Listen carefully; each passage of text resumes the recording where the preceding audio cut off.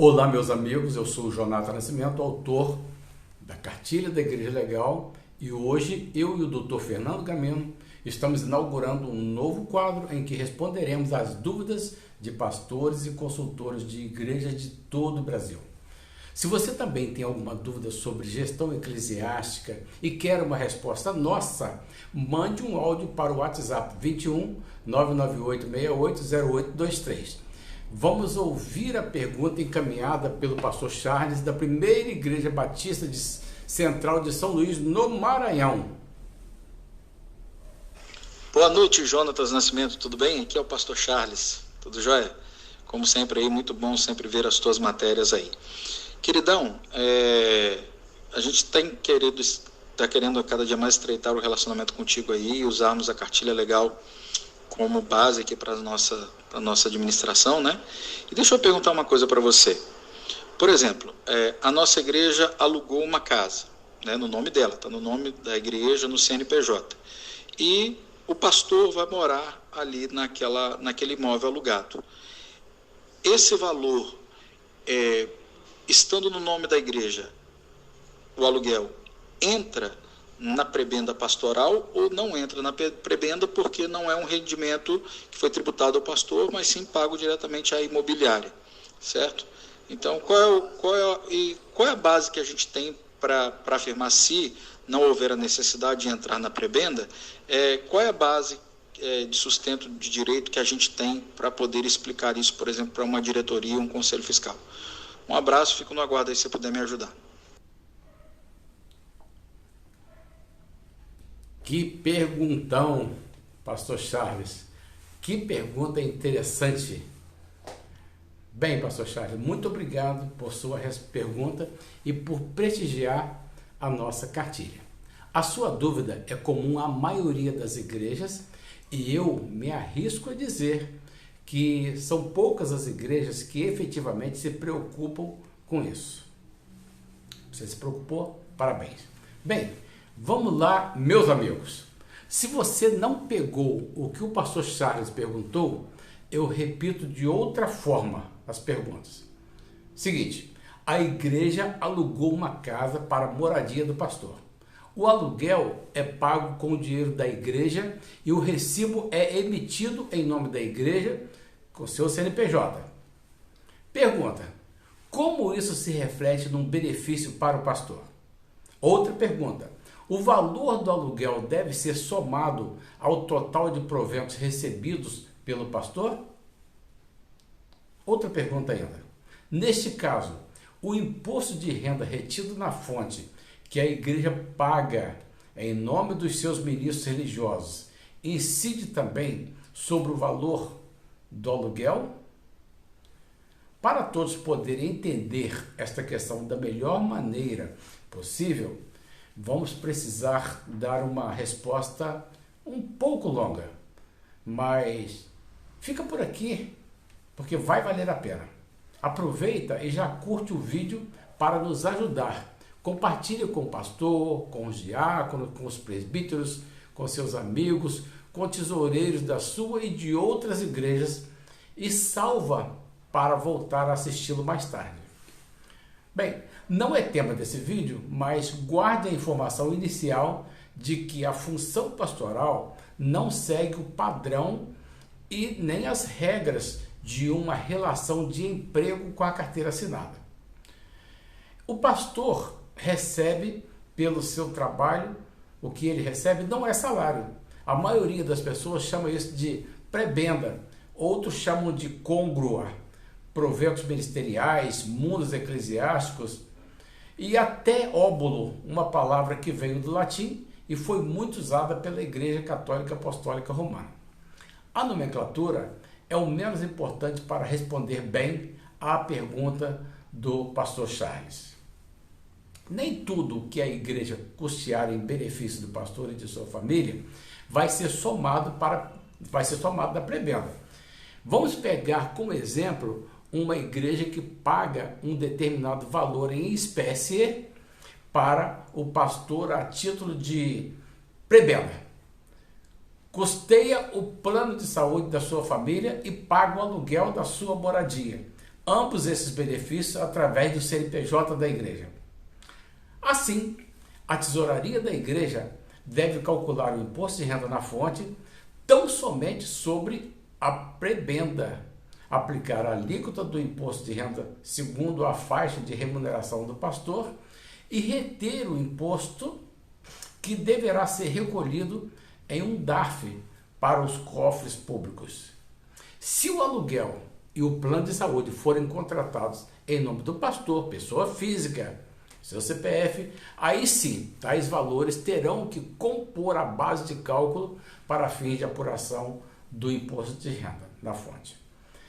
Agora vai um lembrete fora de contexto, mas muito importante.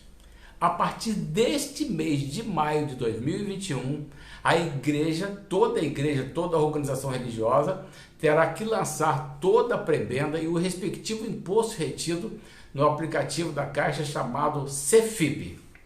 Mas isso já é tema para outro vídeo. Vamos ao âmago da pergunta do pastor Charles, que quer saber a base legal para que a sua igreja não seja incomodada pelo fisco, nem agora, nem no futuro.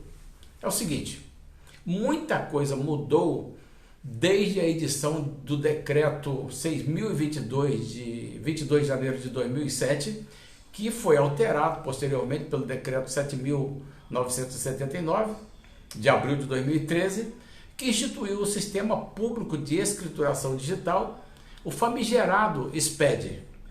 Esse decreto estabelece em seu artigo 2º: o SPED é instrumento que unifica as atividades de recepção, validação, armazenamento e autenticação de livros e documentos que integram a escrituração contábil e fiscal dos empresários e das pessoas jurídicas, inclusive as imunes e isentas mediante fluxo único computadorizado de suas informações. Desde então, todos os sistemas de controle fiscal têm sido aperfeiçoados e o Conselho Federal de Contabilidade não poderia ficar de braços cruzados e passou a exigir o aperfeiçoamento da qualidade de informações prestadas através da contabilidade aplicada às entidades do chamado terceiro setor. Em 1º de janeiro de 2012, entrou em vigor a Interpretação Técnica Geral 2002, editada pelas Normas Brasileiras de Contabilidade, que trata das entidades sem fins de lucro, aprovada pela Resolução do Conselho Federal de Contabilidade número 1409, em 2012. Esta interpretação estabelece critérios e procedimentos específicos de avaliação, de reconhecimento das transações e variações patrimoniais, de estruturação das demonstrações contábeis e as informações mínimas a serem divulgadas em notas explicativas de entidades sem finalidade de lucros. Mas vamos entrar agora de cabeça no cerne da pergunta que o pastor Charles nos fez. A pergunta dele: qual é a base legal que vai ajudar a igreja a defender a não inclusão do valor do aluguel na base de cálculo do imposto de renda retido na fonte da prebenda do pastor?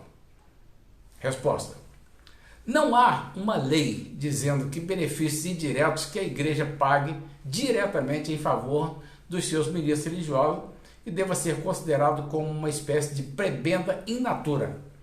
Então vamos analisar rapidamente o fundamento das imunidades tributárias das igrejas para poder fazer uma analogia útil ao seu caso. Também não é o tema central desse vídeo, mas a imunidade tributária prevista no artigo 150 da nossa Constituição brasileira, inciso 6, é mais restrita às finalidades essenciais do tempo de qualquer culto, que nós vamos tomar um atalho aqui e chamar de pessoa jurídica. Nas denominações protestantes, a casa do pastor costuma ser um anexo do templo e o local onde ele reside, prepara suas pregações, recebe os membros e tudo mais. A doutrina jurídica reconhece largamente que a casa do pastor é um bem essencial da igreja e, quando própria, pode ser objeto da imunidade. Vejamos o seguinte trecho extraído da página 503 da 8ª edição do livro Limitações Constitucionais ao Poder de Tributar, de Aliomar Baleiro. A imunidade relativa aos templos de qualquer culto só produzirá todos os frutos almejados pela Constituição se for interpretada sem distinções sutis nem restrições mesquinhas. O culto não tem capacidade econômica, não é fato econômico. O templo não deve ser só a igreja, sinagoga ou edifício principal onde se celebra a cerimônia pública, mas também a dependência, a casa contígua, o convento, os anexos, por força de compreensão, inclusive a casa ou residência do pároco ou pastor, desde que não empregados em fins econômicos. Há inúmeros procedentes judiciais, inclusive do STF, que afirmam que a imunidade tributária se aplica aos imóveis da igreja que servem de moradia do pastor. Portanto, caro pastor Charles, doutrina e jurisprudência sustentam a posição de que a moradia do ministro religioso é um anexo do templo, onde as suas finalidades essenciais são desempenhadas. No mundo jurídico, é comum o brocardo de que quem pode mais, pode menos. E se a igreja pode alcançar a imunidade tributária desse patrimônio em nome dela, também pode escriturar sem medo a despesa com o aluguel da moradia do pastor, sem o receio de incorrer num desvio de finalidade. Finalmente, se você gostou desta informação, considere a possibilidade de se inscrever no canal Cartilha da Igreja Legal e baixar em PDF, o livro Cartilha da Igreja Legal, no link abaixo ou em www.cartilhadaigrejalegal.com.br. Até a próxima, se Deus assim o permitir.